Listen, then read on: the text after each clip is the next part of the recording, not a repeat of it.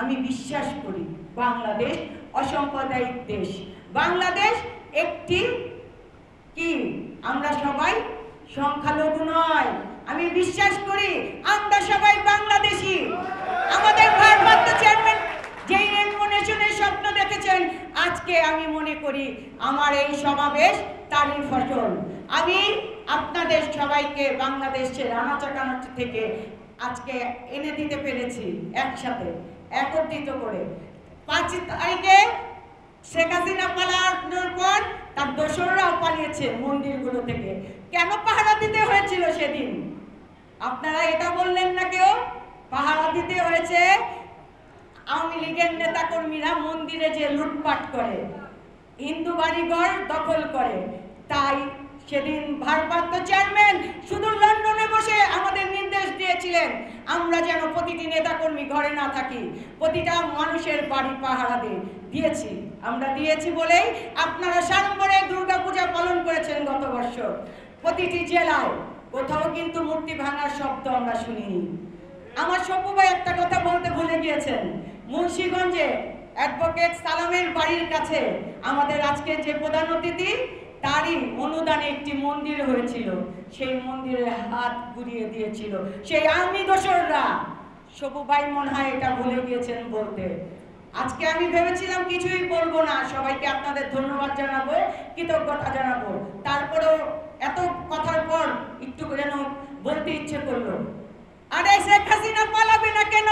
তার রক্তের মধ্যেই তো পালানোর দোষ। শেখ মুজিবুর 7.5 কোটি মানুষকে অকুল সাগরে ভাসিয়ে পালিয়েছিল।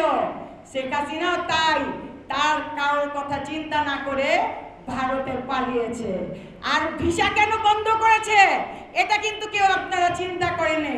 ভিসা বন্ধ করেছে এক হলো শেখ হাসিনাকে হেফাজতে রাখার জন্য মোদি বাবু, আরেক হলো আওয়ামী লীগের চোর ডাকাতরা আছে না এই দেশে, তারা যাতে ভারতে যে আশ্রয় না নিতে পারে। মোদি বাবু এত বোকা নয়, তার দেশে এত জায়গা নেই যে আওয়ামী লীগের দোসরদের জায়গা দিবে। আমি আজকে আপনাদেরকে উদ্দেশ্য করে বলতে চাই, আপনাদের পাশে সর্বদা জাতীয়তাবাদী দল বিএনপি ছিল, পরবর্তী ভবিষ্যতেও থাকবে। ভয়ের কোনো কারণ নেই। আপনাদের ব্যবহার করবে না, জাতীয়তাবাদী দল ব্যবহার করতে জানে না। জাতীয়তাবাদী দল বিএনপি ধর্ম নিয়ে রাজনীতি করে নেই। দেশ নেত্রী বেগম খালেদা জিয়া গয়সরের হাত দিয়ে রমনা কালী মন্দির উদ্ধার করেছিল। দেশ নেত্রী বেগম খালেদা জিয়া জায়গায় জায়গায় মন্দির করে দিয়েছিল। বিএনপি মন্দির গড়ে, মন্দির লুটপাট করে না, ভাঙে না। আমরা ভারপ্রাপ্ত চেয়ারম্যান জনাব তারেক রহমানের প্রতীক্ষা আছি সারা বাংলাদেশ।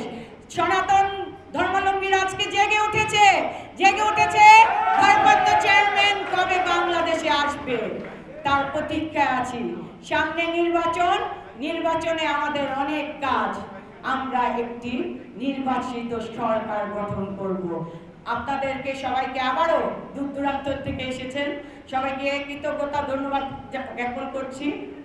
এবারে আপনাদের সামনে বক্তব্য রাখবেন সনাতনী যোদ্ধা, আমাদের গর্ব বাংলাদেশের বাবু গয়েশ্বরচন্দ্র রায়, যিনি বট গাছের ছায়া দিয়ে রেখেছেন আপনাদের। ধন্যবাদ সবাইকে।